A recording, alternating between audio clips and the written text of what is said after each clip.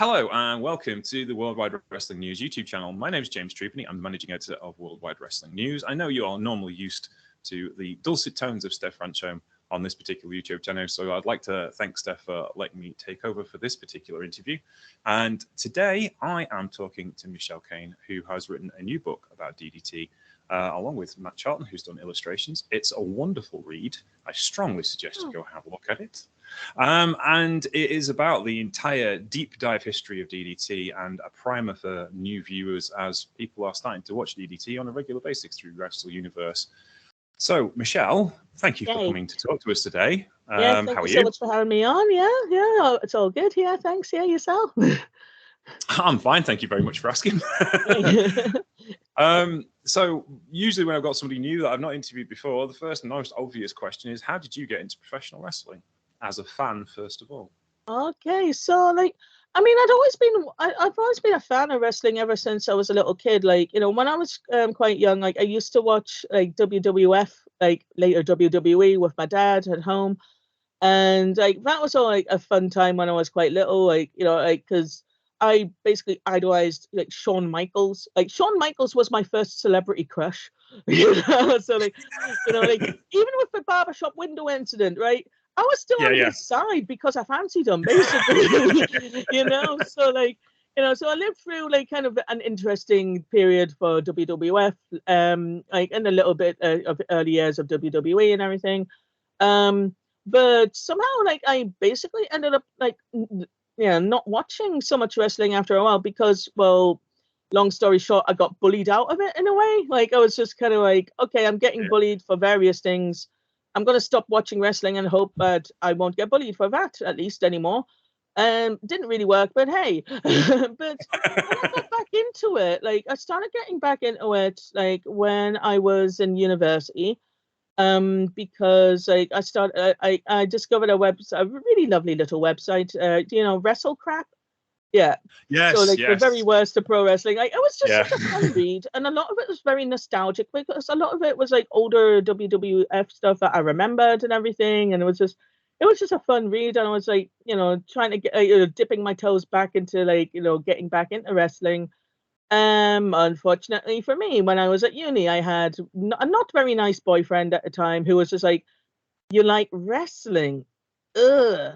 I thought you were intelligent." He was not a nice guy, basically, at the time. But because he was my boyfriend, I had to be nice. And I was okay, I want much of wrestling.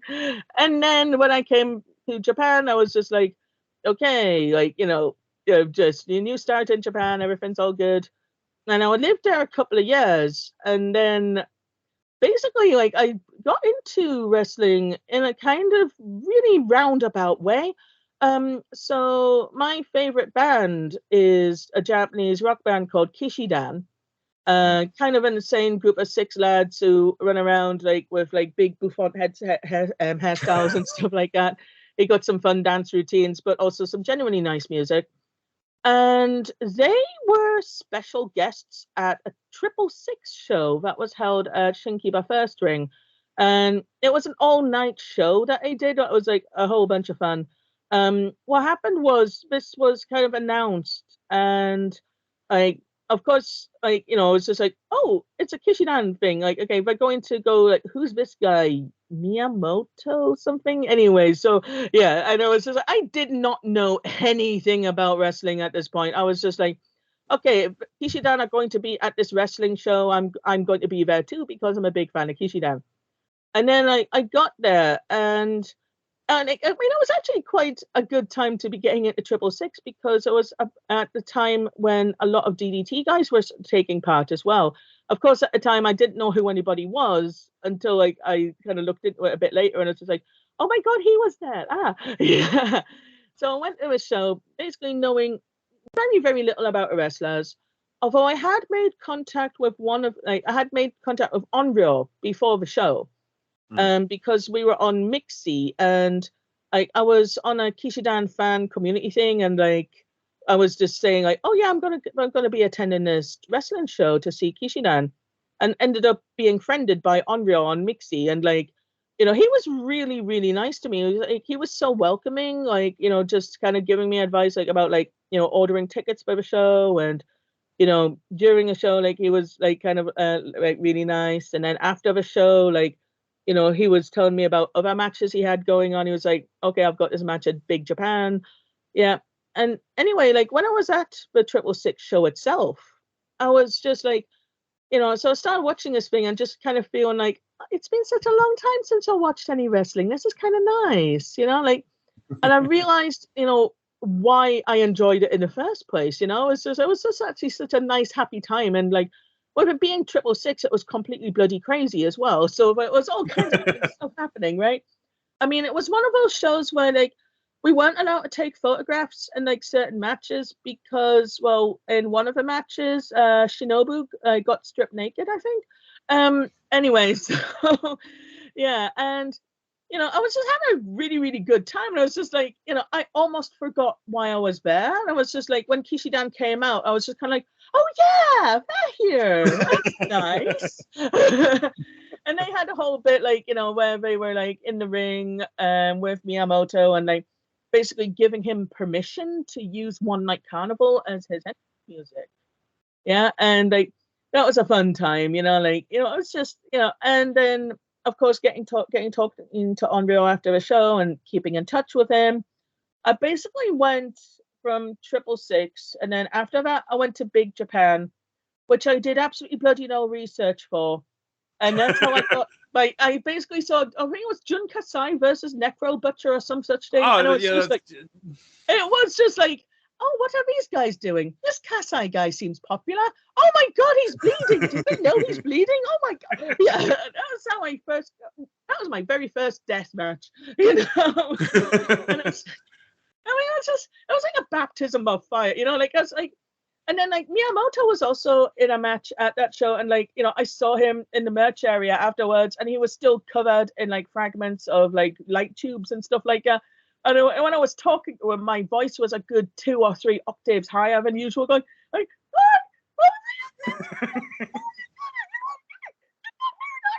Like, I was just like kind of, I enjoyed it, but I was kind of freaked out. I did enjoy it. Yeah. And then like after that, like, it just sort of like, it led to like other things. So like I started going to like other shows because guys from shows I had been to were also appearing on those shows, which led me to like lots of different places. Like I was like, I used to go to shows basically in a basement in like the middle of Tokyo, to watch like, back in the day, Styley, before it became Heat Up. Well, It didn't really become Heat Up. Like Styley ended and then Heat Up started. And then, I saw like quite a lot of really, really tiny indies. And then like I also started going to Freedoms, where I met a really nice girl there, my friend Yoko, who's like one of my best friends now. And like, so I met Yoko at Freedoms and she recommended DDT to me. And I ended up going to DDT like, quite regularly, like starting like, maybe late 2010 or something like that. And so, but the thing is, I actually didn't go to DDT. I went to Union before going to DDT, which is normally it's the other way round, So it's just, yeah, my route to DDT took a lot of really weird twists and turns, but I'm really glad I ended up there in a way. Because like I discovered a lot of like really tiny like other little promotions at the same time, and like like there's just a whole world of wrestling out there. And like, I mean, the problem was well, not a problem really, but when I started meeting other wrestling fans here, most of the other wrestling fans that I knew back in the day were mostly New Japan fans, and I hadn't landed on New Japan yet. So like I was walking around, like I must have been wearing some DDT merch or something like that, and like I bumped into some New Japan fans in Akihabara, and they started talking to me, going, "Oh, you like wrestling?" I was like, "Yeah," and then they tried to too sweet me, and I didn't know what the hell they were doing. I was just sort of staring at their fingers, like coming towards. I was just like, "What? What are you doing?" And they were like, so you managed to avoid Bullet Club in its entirety. So you managed to avoid Bullet Club in its entirety. Yeah, and it's just it's just really bizarre, like, I mean, because I'd seen posters for New Japan on the train and stuff like that, and I was just kind of like, it would be nice if we saw 666 posters, but it's probably not going to happen, but I mean, I was aware of New Japan, but I just hadn't really watched any, like, I mean, I knew like some of the, I knew about like Tanahashi and everybody, but like I was just like, I just hadn't watched any of it, because I started with the indies essentially, so like I was just living in an indie wonderland, and in a way I still am, like I still generally prefer like a lot of smaller promotions, and like even DDT. Now DDT is not as small as it was, but it still has that kind of spirit of a small promotion in a way, because like we're still, even though they're owned like by Cyber Agent and like the whole cyber fight thing, like they still kind of they've kept that own spirit this entire time. Like this whole, of course they love, wrestling so much, but they're also always looking for different ways to play with it. And they're very experimental with a lot of things. And it's like, they're not scared to try new stuff, like, sometimes they'll try some kind of gimmick or some kind of joke, and if it doesn't really land, or like it's just not very popular or whatever, they just sort of quietly drop it and move on to the next thing. So like so I think like that's always kept me coming back to DDT. Like it's unlike any other promotion that I've ever really seen. Like I mean, there's definitely other promotions with kind of elements of the similar kinds of things that DDT does, but nobody really does it quite like DDT. So yeah. Okay, that was a very long run on like tangent. I'm very sorry about that. Get used to it though, because I have tangents as well for you, because it's something that will do. The adolescent version of you will warm your heart. The last person to be interviewed on this YouTube channel was Shawn Michaels. Oh my this week, Steph interviewed Shawn Michaels because it's the NXT pay-per-view this weekend, and so you're going to be appearing next to Shawn Michaels on your YouTube channel, on our YouTube channel, which would be really cool. Oh wow, that's really cool. I can't wait to hear the reaction from this interview from our deputy editor John Dinsdale, who made his name as a deathmatch writer. John Deathmatch and he loves John Cassai, and that's an amazing story to say your first PGW. Your first. I'm going to go to a wrestling show.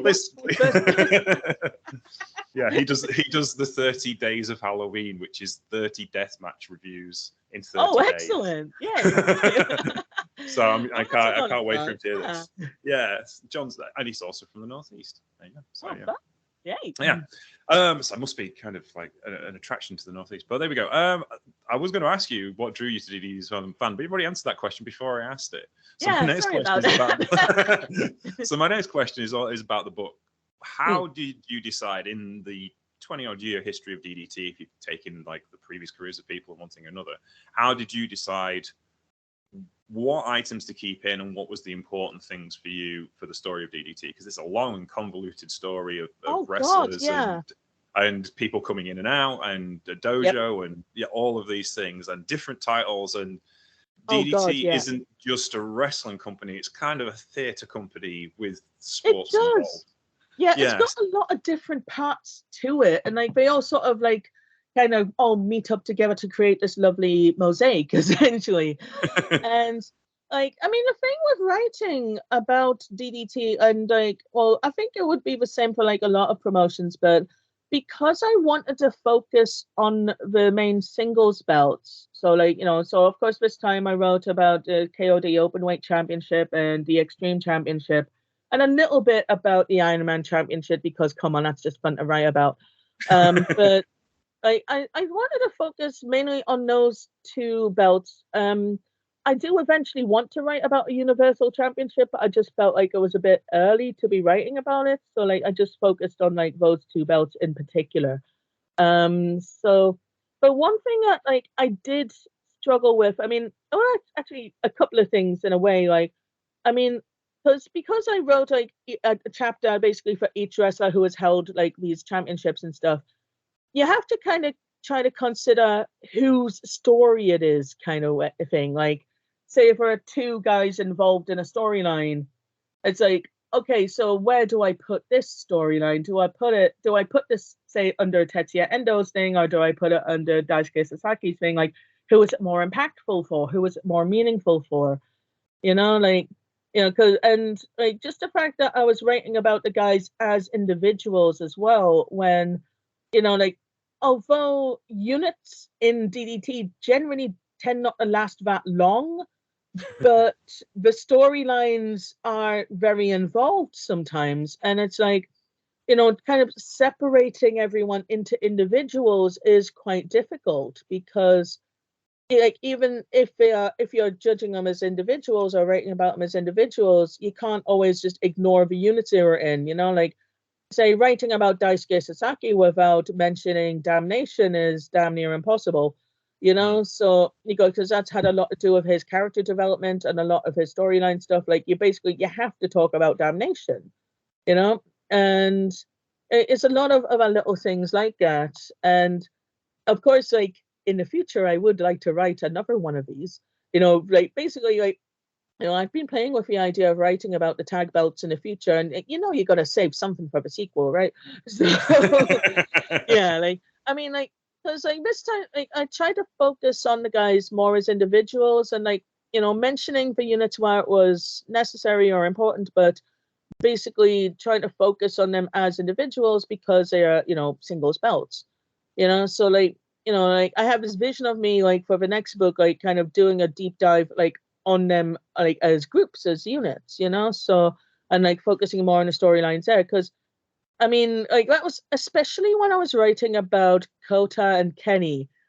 I mean, it's hard to write about one without writing about the other, because like, they are just sort of entwined so much, and like, like, you basically, you can't really separate them. Like, up to a point, you can't really separate them, so, like, I mean, that's one thing I am a little nervous about in the future is, like, if I go, when I write about a Golden Lovers, it's just like, that's going to take up half a bloody book. So like, writing about those two in particular as individuals, like, was quite hard. I think that's the thing. I mean, I think there is a definitive book about the Golden Lovers, in the sense of there's enough material there for you to write a book. Yeah. You even, and because they're still writing the story now in AEW, so there's like, God, yeah, 3 major wrestling promotions to discuss, and the impact that they've had on those wrestling promotions. Because as a New Japan fan, I know they're missed in New Japan. New Japan doesn't have the impact with Western fans that it did 2 years ago, largely because because of Kenny and Kota, and because you don't have, like you said, you can't have one without the other. One pushes the other one to push the other one.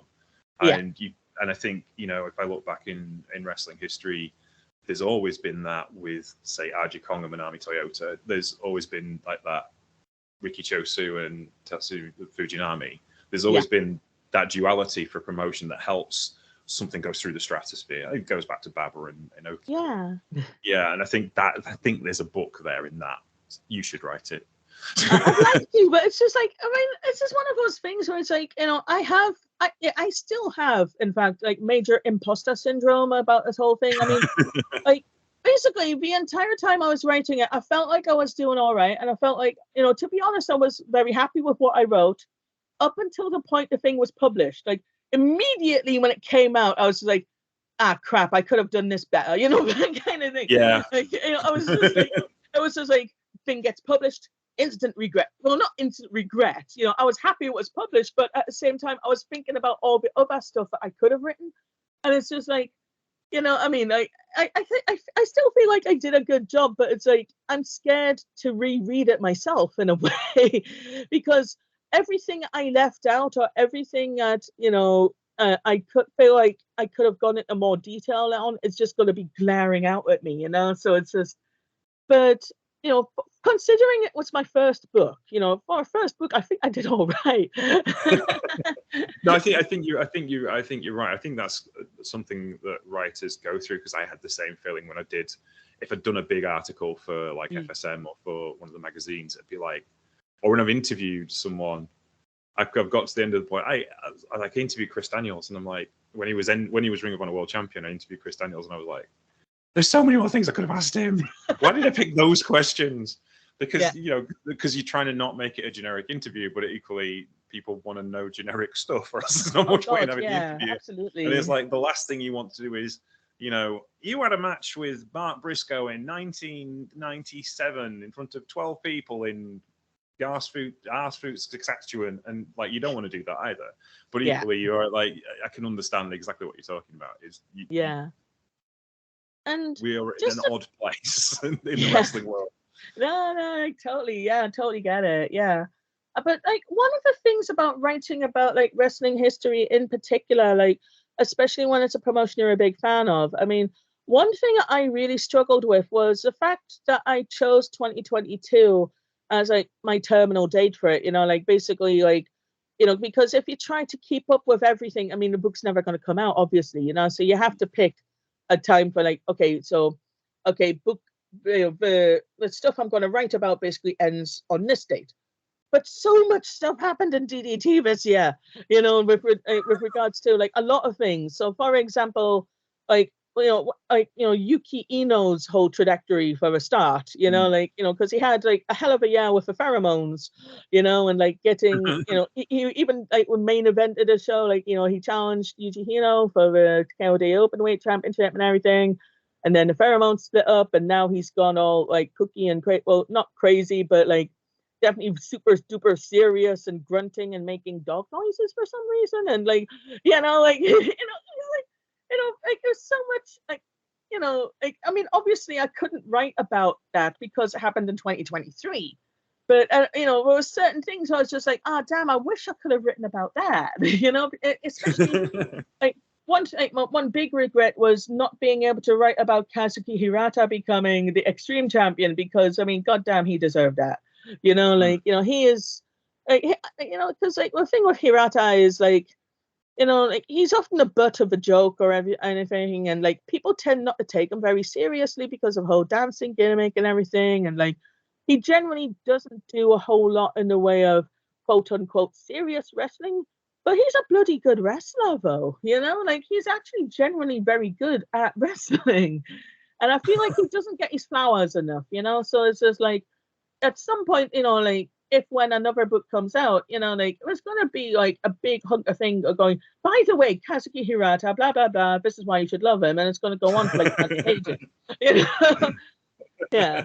I mean, and it's like that was another thing as well. Like, I mean, I felt like there were certain chapters in that book, like, I mean, especially when you're writing about a company that you love so much, like you're gonna be kind of unconsciously or unconsciously playing favorites, like, because I mean, Ken Oka was champion, like he was KOD Openweight champion for all of 3 minutes, and I wrote like so much about Ken Oka, just because I felt like he deserved it, like he's had, his story is just incredible, like, and I wanted more people to be able to see that side of him. I mean, I feel like, on paper, it seems like his championship reign really didn't mean very much, because because of how it happened and the fact that it was so short before Kudo kicked his ass and took it back from him. But, like, I felt like, those stories were important to tell, like, because I feel like there are a lot of guys indeed, even guys who are currently taking part and guys who have either left or have taken a break.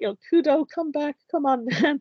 Like, I kind of feel like there's a lot of people who are so important to DDT's history that kind of have flown under the radar with a lot of fans who only just got into DDT in the last few years. I mean, there's a lot of newer DDT fans who don't know who Kudo is, and that's just sad.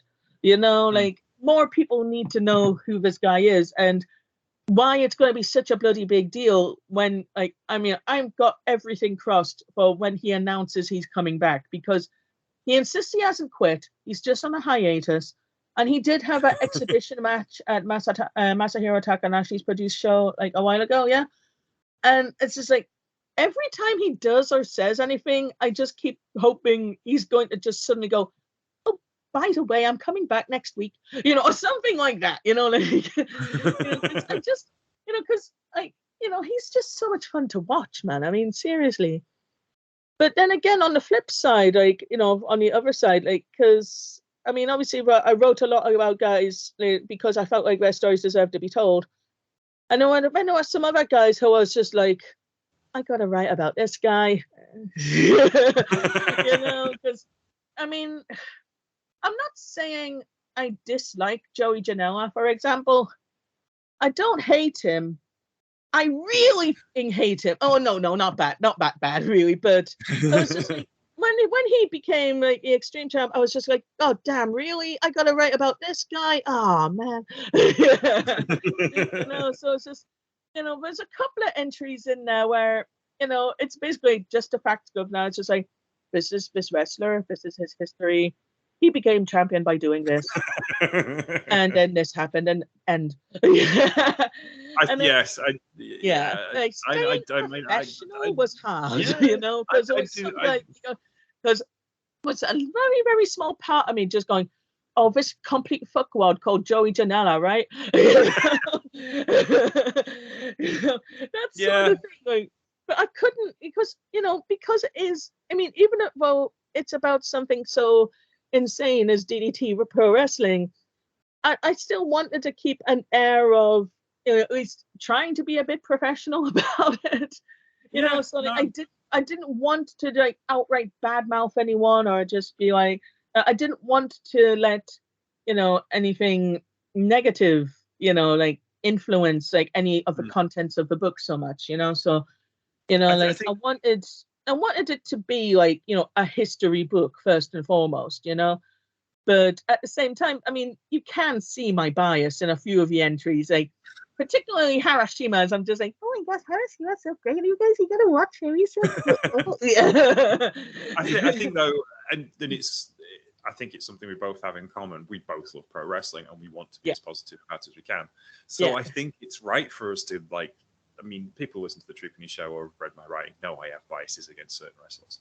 But it's better for me to be clear about the fact I don't like this guy or I don't like this girl. I think this match was all right, but I just still don't like these people. It's usually non-wrestling related. It's nothing to do with their careers. It's usually something they've said or something they've done that I don't particularly like. But I think that's the issue. Is like I think a lot of the times people bend over backwards to be as neutral as possible, and I don't think it works because it's like there are football commentators that love Manchester United and never say anything about it. and then fans hate them because it's clearly that they have a bias, and it's like, well, just I like Man United, sorry, that's fine. And there's nothing wrong. There's nothing wrong with that in that sense because it's in the day it's football commentary. It's not the end of the world if you get it wrong. So it's like, if you have a bias as a political commentator that affects people's lives, that's fair enough. Oh yeah. But we like people fake fighting each other in their pants, and I don't think that's necessarily. Exactly. I mean, like the thing that we like is inherently strange in a way. So it's like, I mean, writing a fully deadly 100% serious, no bias, no nothing kind of thing, like, so I mean that's never really gonna happen in a way. I mean, it's like you could, but I feel like especially in the case of DDT, I mean, you have to there's so much to love about DDT and like DDT's wrestlers, and there's a lot of guys in there who just like they do not or did not get their flowers, and like frankly they deserve like a field of them. Like guys like, for example, like Poison Sawada Julie. Okay, like that guy gets so little credit for like everything he did. He created the Iron Man Championship. He basically he brought back Union, which led to us getting Pro Wrestling Basara, which we still have now, which is great. I mean, like it's like in a way, like I kind of wish there are days where I kind of wish like Basara had kind of stuck with DDT in a way, like and like just gotten under the cyber fight umbrella sort of thing. But I do understand why they made the decision not to in a way, because like. Like I get it, but at the same time, like I wish they were kind of more accessible, because there's a lot of good stuff in Basara as well. So like, I wanted to write about like, some of like the related, promotions and stuff like that as well. So that's why I started by like giving basically just a backdrop to things like Union and Pro Wrestling Basra and GAMPRO and such like, because again, like, I mean, like, it's just, there's so many things that people maybe might not be aware of, or maybe they don't know the whole story about it or something like that. I mean, I think it's good to know how things began, like, even if it's just a smaller promotion, because I mean, especially when it's a smaller promotion, really, because one thing I did struggle with a lot when I was researching a book was finding any kind of sources from before DDT really took off, and when they started getting kind of more recognition worldwide. So like, it's very hard to find like very detailed information about the very early days of DDT, just because they started off quite small, and maybe people just didn't think to write about them so much. And it's just like, so finding anything about, like, say, a first like 5 or 6 years of DDT is just really, really hard. There's very little to go off, and it's just, so like for some of like the very early KOD openweight champions, for example, like exciting Yoshida, there is so little info about that guy online, and like I was like picking and picking and picking, like even just the tiniest mentions of him in like blogs or like Wikipedia, because I mean Wikipedia is not terrible, but like it's not infallible either. You do have to be very careful with anything, like any kind of information you get on Wikipedia.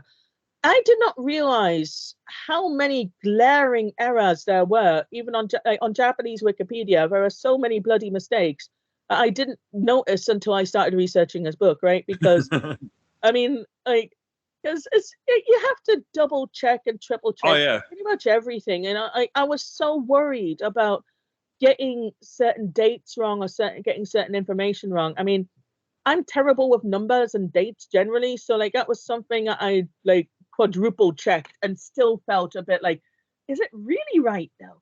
Because but if you get it wrong, you'll get corrected very quickly. Yeah. Oh God, yeah. I mean, because I mean, I'm amazed. Like, I've actually so far, like, I've had quite a positive reaction to my book, and I'm really happy about that.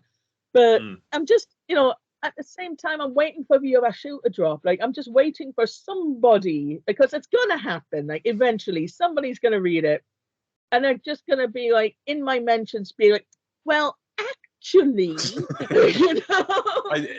in a very supportive way, that happened to me a while ago, because we did a Truepenny show on the best of Otto Vance, and I mentioned that CWA was founded in 1977. Yeah, because that's what I'd read on Wikipedia. Sure. And the Catch Wrestling Association Museum suggested. Yeah, they didn't start. Why does everyone do this? Oh my God! Because it's on Wikipedia. That's the reason why. So yeah, and he was very supportive of me, and it was nice of him to mention it. Yeah, that's good. Correct me in a nice way rather than going.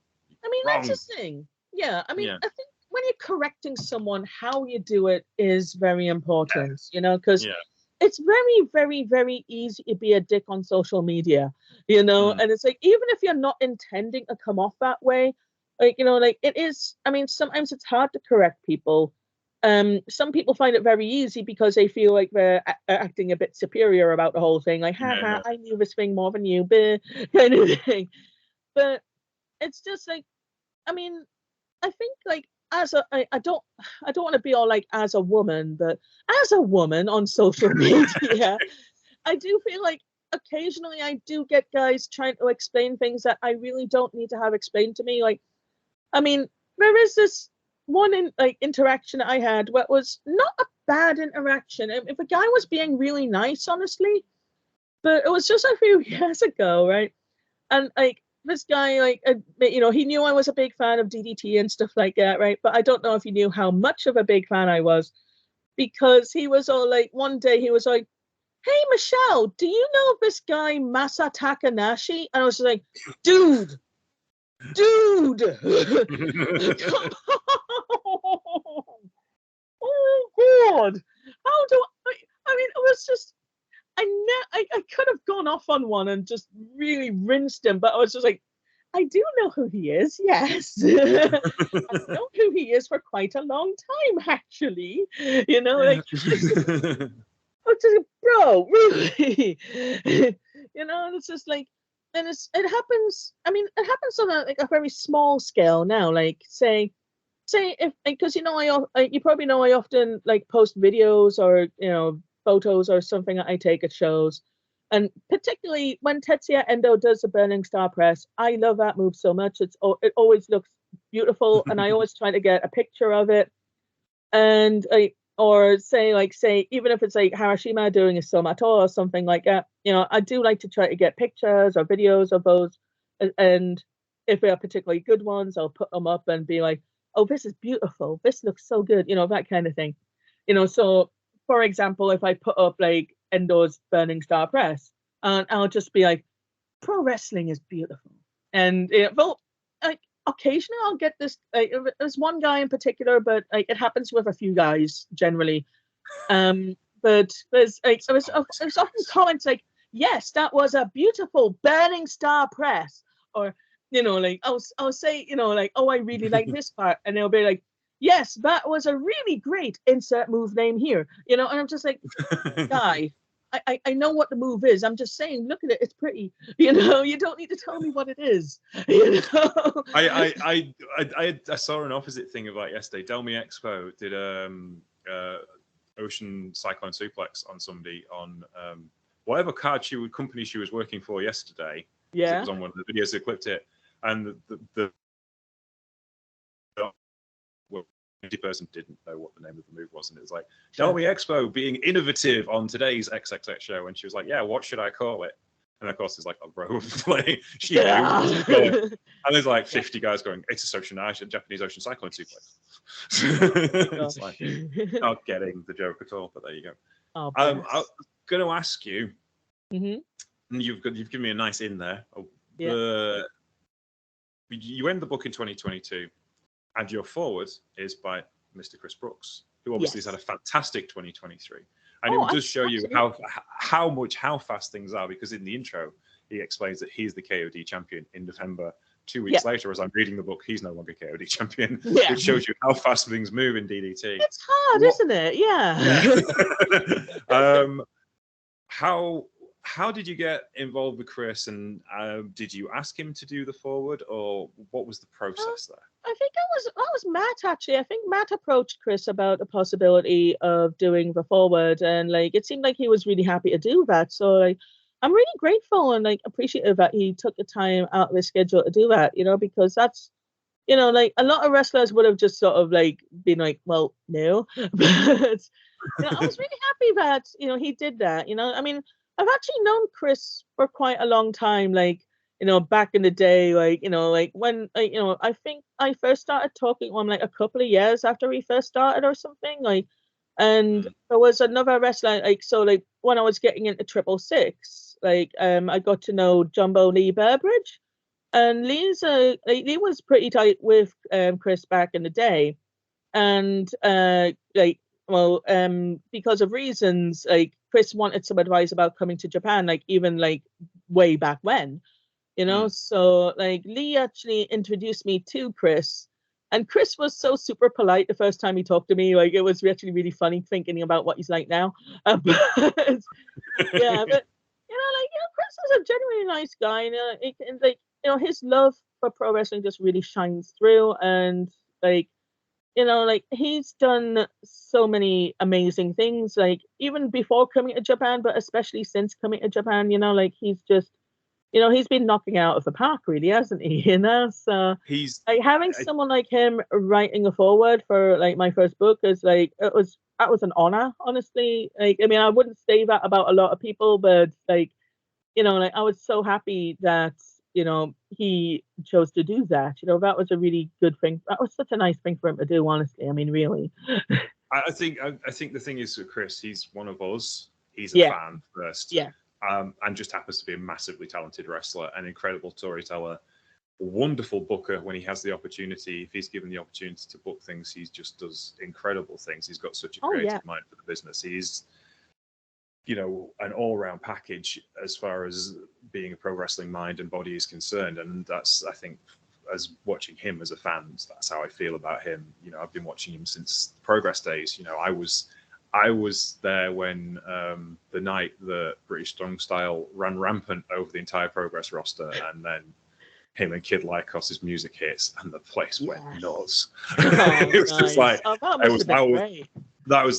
was one of the best feelings I've had at a wrestling show in 40 years of watching wrestling. Yeah. And it was just like the place just went mental, and it's like and that could have gone wrong because they'd never been on Progress before. They'd wrestled for everybody else but Progress, and you're wow. How did this was just perfect? And a lot of it comes down to just the presence that he and Lykos have, but also just the mind he has for presentation in professional wrestling. And what do you I thought there's a question for you. What do you think his effect on DDT has been, as well as DDT's effects on him? Well, that's a good one. I mean, I feel like, because whenever I see posts from my mutuals on Twitter, I keep calling it Twitter, I should call it X, but if he's allowed a dead name his kid, I'm allowed a dead name his ass. So whenever I see my timeline on Twitter, right, almost I would say a good 50 or up to 75% of the posts that I see about DDT are about Chris in some way. Chris is just had this. He's got this really amazing ability just to connect with his fans, and even since coming to Japan, even when his Japanese wasn't so good back in the day, but even with the language barrier, he still made that connection, and I think that's a very special thing, So I feel like there's a lot of people who do come to DDT shows mainly to see Chris, or at least Chris is the big draw for them, essentially. So I feel like he's done a lot of really good things for DDT. And I love seeing Chris talking about his involvement in DDT, because you can tell he's very humble about it in a way. He acknowledges that coming to DDT in the first place was just a really big thing. It was so good. It was so good that he had that opportunity in the first place, and I feel like they've it's been mutually a really great thing for both DDT and Chris that he came over here, and I think it's been a very positive effect, especially for getting overseas fans interested in the product. It does seem like we do have a lot of overseas fans who essentially initially got into DDT because Chris was there, and then they hopefully have discovered other DDT wrestlers who they also enjoy, and they have stuck around because they want to see Chris, which I think is really, really great. The more eyes on DDT, the better, honestly, and I feel like having someone like that who can act as a bridge between basically the Japanese fandom and the overseas fandom as well, because you get a lot of people even making friends because they all like Chris so much, you get all the Chris fans kind of talking together in a way that it happens with the fans of the other wrestlers as well, but not to the same extent, I think. It's I know other Harashima fans, for example. You know how much I love Harashima, right? But it's even when I post about Harashima on Twitter, I don't always get a big response to it, even from other Harashima fans. But if I write or post anything about Chris, I often get more replies or more responses, and people go, Chris is so cool, oh my god, kind of thing. Even if it's just something little like that, I do generally get quite a big positive response from that sort of thing. Yeah. So, I think as well is is from what you were saying before, it's kind of part of the DDT philosophy, because obviously they've brought in lots of big names down. I mean, Yun Akiyama is probably the biggest name I can think of that has kind of just molded himself into the DDT mindset, because there is no more a straight serious wrestler in wrestling history than Yun Akiyama, arguably the best tag team wrestler of all time, Triple Crown champion, GHC Global Honor Crown champion, made Noah what it is. Then he goes to DDT, and he's like, "All right, lads," and just slides into what he needs to do to make the company better. And Akiyama DDT doesn't change around him. Yeah. Akiyama changed into DDT. DDT kind of absorbed Burning, and the whole kind of mythology behind Akiyama kind of comes with him, and they just adapt it into what they need him to be. Yeah. And I think as well, like, there's been a big conversation this week about AEW not being the thing it used to be, which I don't necessarily think it isn't just changing that much, but I can understand why fans are concerned about it. Oh yeah. But how do you think that DDT do that? How do they, they kind of like adopt parts of wrestling mythology that is not their mythology, but quickly adapt it, turn it into their mythology? It's just like a beautiful big melting pot, really. I mean, like, one thing about DDT is, like, one thing that kind of gets me is when people talk about a certain style of match that DDT does, and it's just like, okay, I see where they're coming from, and like when they describe a match as DDT style, they generally mean like kind of gimmicky matches with lots of funny bits and lots of weird shit happening, and it's like, okay, I get it, totally understandable, but I don't think there is any one particular DDT style, because they tend to adopt pretty much anything that works with their audience. I mean, one of the big storylines, like back in the day, was like Masa Takanashi learning a bunch of stuff from Madman Pondo, of all people, right? And like, like it was a whole thing, like where he was learning how to do death matches and all this kind of stuff, and it was like it was actually a pretty big deal, like, and even with like other kind of shows where, like, say, like with people like Shunma Katsumata, for example, like, taking part in like Big Japan occasionally, and like, doing like those kinds of matches there, like, he doesn't seem to have been, well, of course he hasn't been able to do that kind of thing for a while, but it's going to be fun to have him back. Yeah, like, I hope he gets to do more death matches in the future, because that definitely seems like something he enjoys.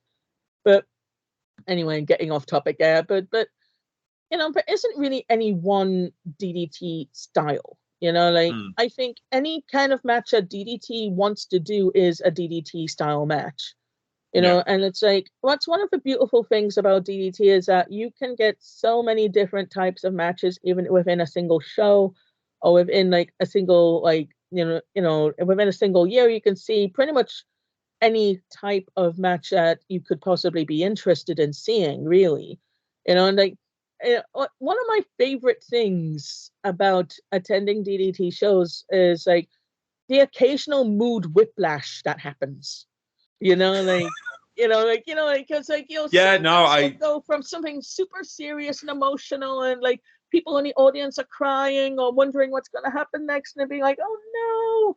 And then suddenly, like, here or Dino's out doing their thing, and it's just like, wait, okay, yeah, fun time, woo woo. And it's just, it is like, I mean, you feel so many different things watching a DDT show. Like, it's just, it's one of the great things about it. It's just like, I mean, there might be times when you don't necessarily think every match on the show is a complete banger, and there might even occasionally be matches that you just outright don't like so much, but there's always going to be something that you will enjoy, like, like, and I think a lot of people who kind of disparage DDT, that kind of, they see like a couple of gifs of Dino or Yoshihiko or like Hirata or somebody, and like they assume that's all DDT is, and they'll be like, oh, that's DDT's style, and it's just like, it's part of DDT.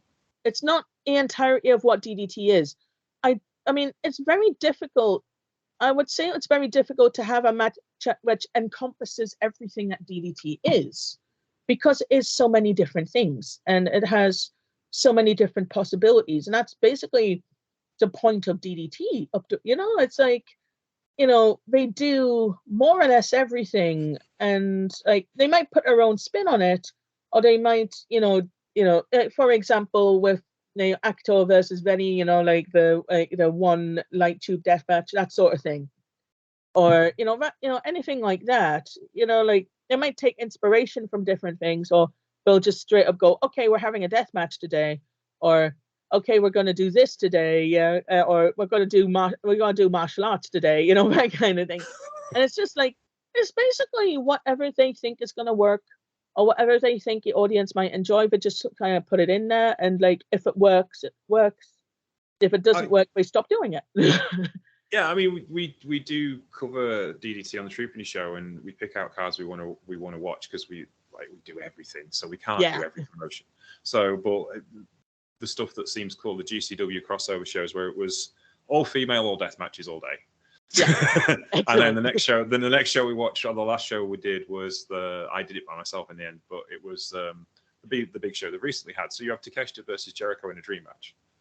With Hiromu Takahashi in a dance-off for the championship and Akai's retirement. So you've gone through this roller coaster ride, and it is I think the thing about DDT is it follows the great trajectory of professional wrestling better than most professional wrestling companies do. It's a 3-ring circus. If you don't like the Lions, you might like the guy who's getting shot out of a cannon. Yeah, you know, that's the thing, and it's never boring. It's they may be 6-hour shows, but they fly by because everything's interesting. Yeah, I think that is the thing. Yeah, I mean, like Ultimate Party was just wild to attend, because I mean sometimes when you see the card for a show like that, you feel kind of intimidated by it. It's just like, bloody hell, there's like 1 million matches on this thing, like what are we gonna do, and it's like with some companies that's an issue, with some companies, if you're in like, there's certain companies where they do a 6-hour show and it feels like 20, it's just like, it gets to a point where it's like you enjoy it at first, and then it kind of starts to drag, and then you're just kind of like, you're kind of looking at your watch and wondering what time a bus has stopped running and stuff like that. But like DDT's pacing with their big shows is incredible. The time just flies by, because I remember being at Ultimate Party, and when they got to when they got to Takeshita versus Jericho, it's just like, wait, we're at that already? Oh my God. There's not much left to go. Like, what happened? Because there was so much stuff that happened, and up to that point, there was just so many things in that show. And it was just like, I can't believe that much happened in 5 minutes.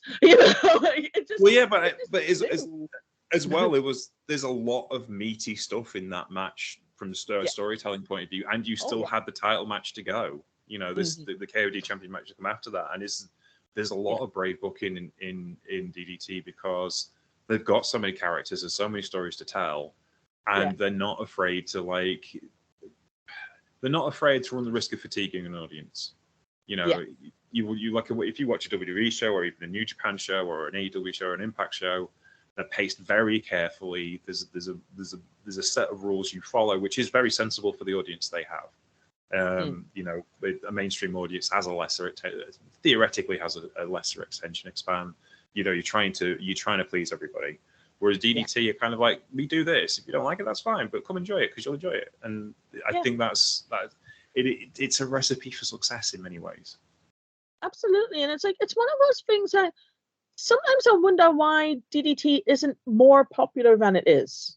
Because I kind of feel like, I kind of feel like there could be like more interest in it than there currently is. Because there's definitely been an increase in overseas fans, like especially since since Wrestle Universe started, and since DDT Universe started even, and ever since they started doing shows overseas more often, it made me so happy when they started running shows in America, for example. I was just like, okay, this is it, this could make them really, really well known. But it's just like, but it still kind of feels like there's a way to go, because I remember like Sanshiro Takagi saying years ago, Takagi said that he wanted to run DDT's 25th anniversary show at a Tokyo Dome.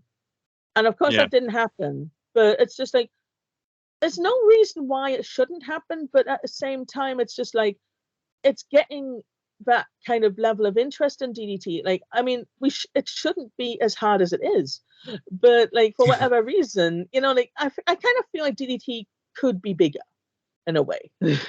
I think as well, you're a better place to answer this question than I am, but it seems to me that DDT fans are a different set of fans than, say, Noah fans or New Japan fans or All Japan fans, because it seems to me they bought into the whole product, and I feel very much the same way as I felt about Shikara in the 2010s, in the sense of, and that was the first time I was really exposed to DDT stars, because Michael Nakazawa and Kota Ibushi came over while they were still with DDT. Yeah, and I think they've bought into the product as this is our wrestling, and it doesn't have to be what Noah do, and it doesn't have to be what All Japan do or New Japan do.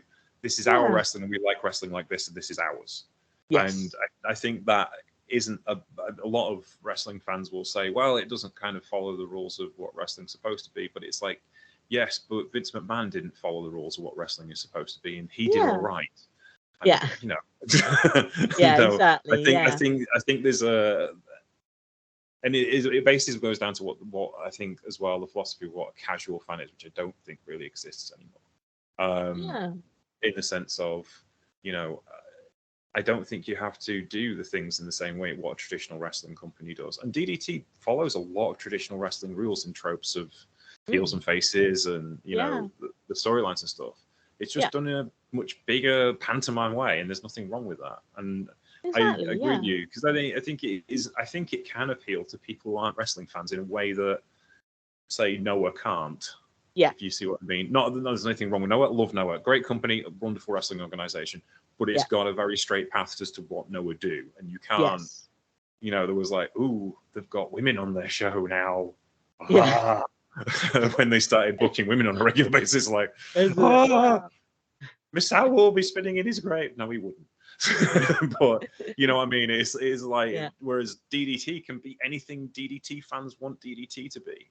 Yeah. And I think that's a thing that is perhaps missed on our more ardent brethren and sisterhood of wrestling fans who like their wrestling to be wrestling. Grr. Yeah. But it's just a problem with the whole we want wrestling to be wrestling crowd is like, you know, like, I mean, it's almost like a slippery slope in a way, because, I mean, you do get some really serious guys who are just basically think that all wrestlers should be super duper serious all the time. They should be at least 6 foot tall, and they should all wear black trunks and just do, you know, and a body slam should be a finisher, you know, that kind of thing. You know, like, there's always going to be people who, you know, like, I'm more serious than you kind of thing.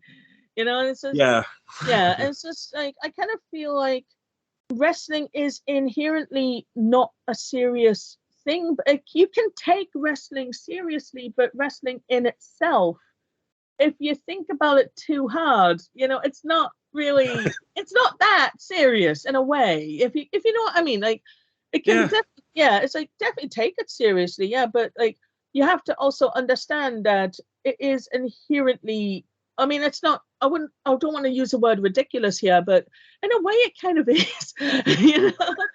And it's just like, you kind of have to accept that side of it in a way. Like, I mean, and like DDT does take it to extremes. I mean, DDT fans, you know, when we are watching a Yoshihiko match, we will swear up and down that Yoshihiko is a living, breathing wrestler.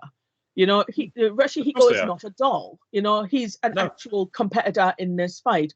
And when he is mistreated, like, say, if people like are spinning him around or flinging him out of a ring or something, people generally, you know, get annoyed about that, you know, and they'll boo the other guy for mistreating Yoshihiko, you know, because that's going too far. And it's just like, I mean, that's part of the fun of it, though. It's just like, you know, because it is basically everything everybody loves about wrestling, but taken to its like almost illogical conclusion in a way, you know. And it's just like, you have to respect a company that is willing to take refuge in audacity in the way that DDT does, you know, because, like, you know, they look at the possibilities of wrestling and like what kind of stories can be told with it. And they tell so many different types of stories. You know, you can have on the one hand like a very, very serious kind of thing, like, you know, you got this guy being like, oh, I'm so serious about becoming KOD openweight champion. This is my road to victory, you know, like, and just like, you know, and having like very serious storylines like that. And then it goes all the way through that to like, oh, look, here's Pokotan. What's he doing? You know, oh no, Keisuke Ishii kicked his head off. Oh god, that was one of my favorite things that I saw live was Keisuke Ishii kicking Pokotan's head off. I actually got a video of it, and only just like, I mean, I posted it online. I'll have to try and find it later, right? But I was videoing this part, and like, and Pokotan was having his ass handed to him by a few different wrestlers, and then it just ended with Ishii coming out of nowhere with a knee kick and just taking his head off, and then he got pinned, and like I was laughing so hard. Like, I mean, I was holding a camera, and like when his head came off, I was just like, ah! I was cackling. It was the most amazing thing, like, it's like, it's so nice seeing those kinds of reactions from other fans as well, though. I mean, like, just like, there's nothing like being in a room full of people who get it in a way, it's just, I mean, like, I'm so lucky, and I consider myself very fortunate to be able to attend DDT shows very regularly. I mean, like the only Korakuen Hall show that I am missing this year is the one that's happening this month, because I'm actually visiting England for Christmas, to see my family and stuff. And that is basically the only DDT Korakuen I'm missing this year. Like, I went to all the other ones, plus some other ones on the side, and it's just like, no matter how I'm feeling on the day, like, I can be having like the worst day on record, like, just like, oh, the weather's terrible, I'm having a bad time at work, my pet's heads are falling off, that kind of thing.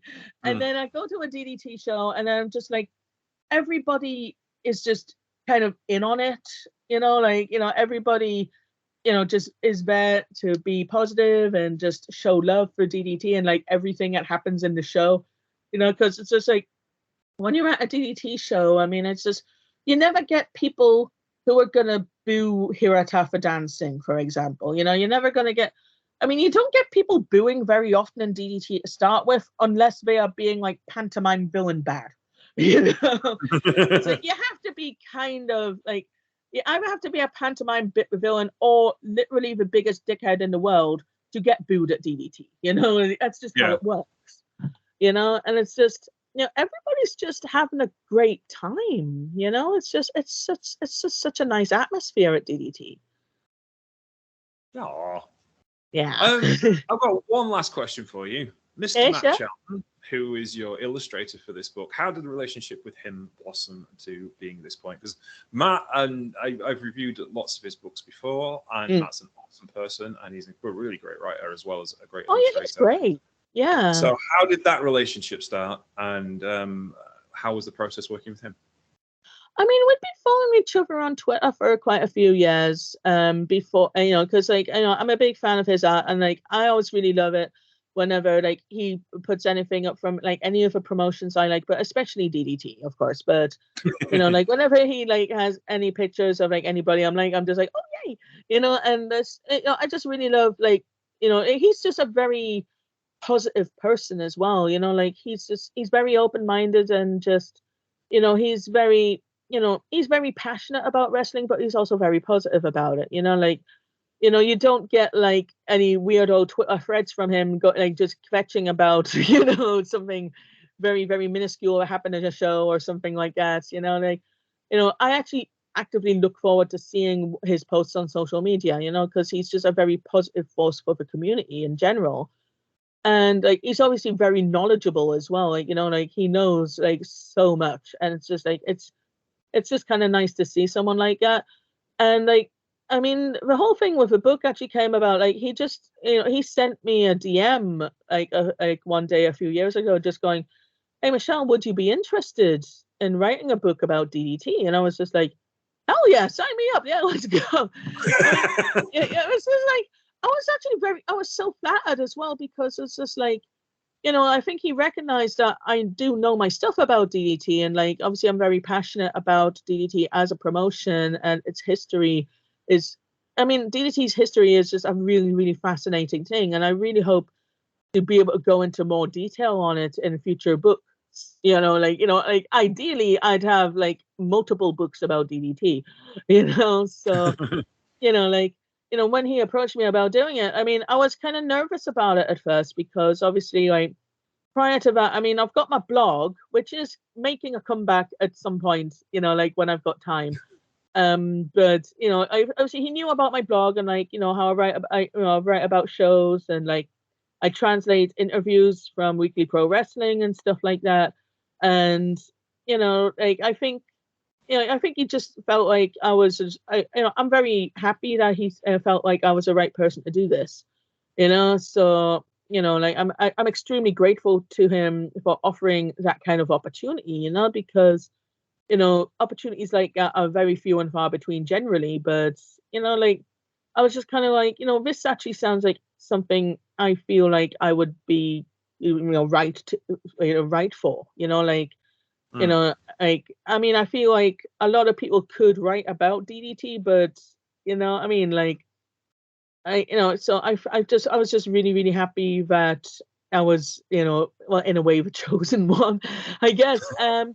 It's just like, it was just such an interesting opportunity, and I felt like, it could put my existing knowledge to use, but also I could add to that, like during the research as well, because I mean, I love DDT very, very much, but I don't know everything about it, but I can learn more about it, and I can show what I've learned to other people. And I feel like that's a really great thing to be able to do, and like, I'll always be grateful to him for asking me to do that because, like that was, that actually, it showed that he appreciated my knowledge and like my, fandom and my love for DDT. I mean, like there's something very special about being able to write a book about something you love so much.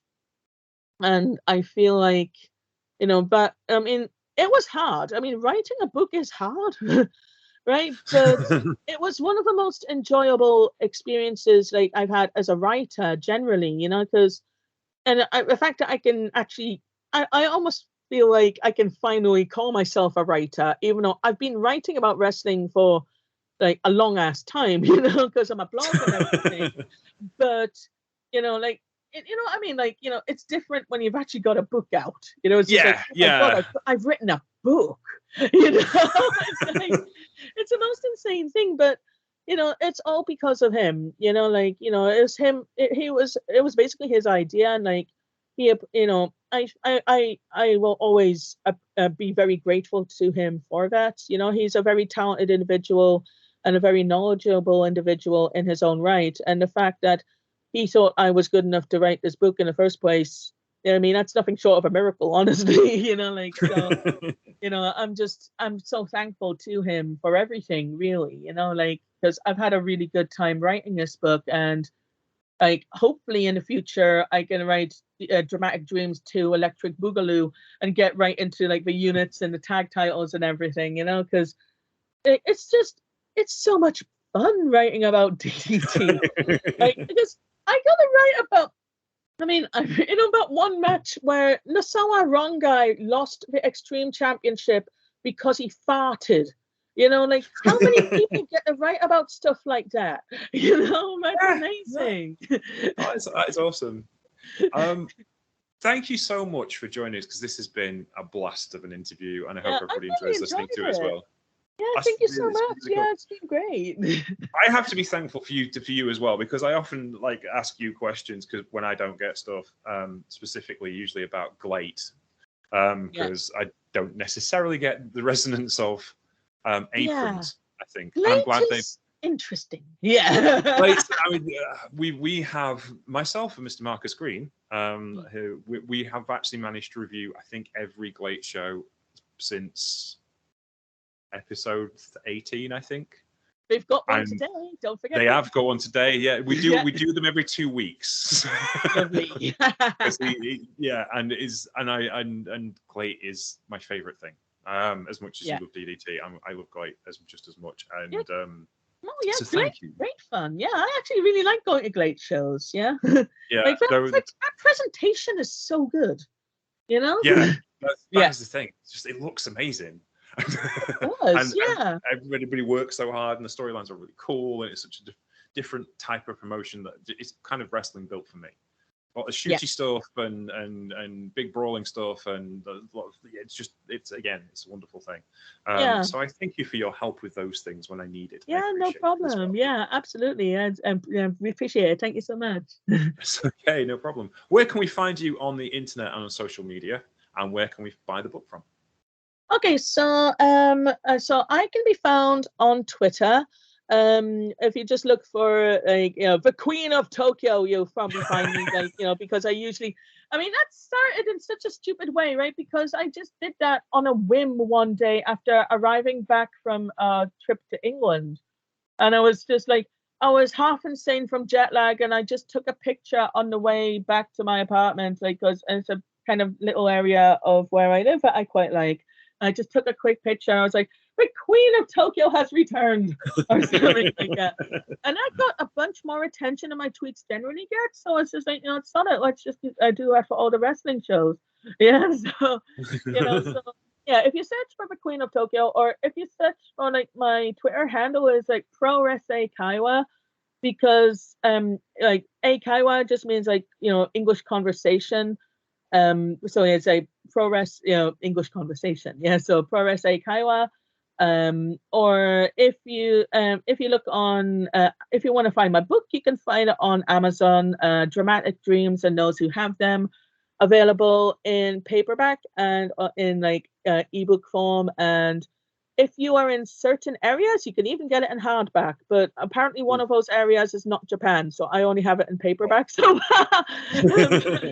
yeah. But yeah, so you can find Dramatic Dreams and Those Who Have Them on Amazon. Please buy it. It's a really great book and full of amazing illustrations by Matt Charlton. It's got a lovely foreword by Chris Brooks, who even addresses me as the Queen of Tokyo. Good for him. And that did make me smile when I read that. Of course, I wrote the rest of it. Yeah. So yeah. If you all could have a look at that, I'd appreciate it. Yes. Buy it as a Christmas present for someone. It's that time of year. Okay, well, thank you for being on with us today, and thank you for joining us at World Wrestling News. You can find World Wrestling News at World Wrestling at 3W Wrestling on Twitter and on Instagram as well. And I hope you've enjoyed our interview and chat today. Take care. Okay, bye. Okay, and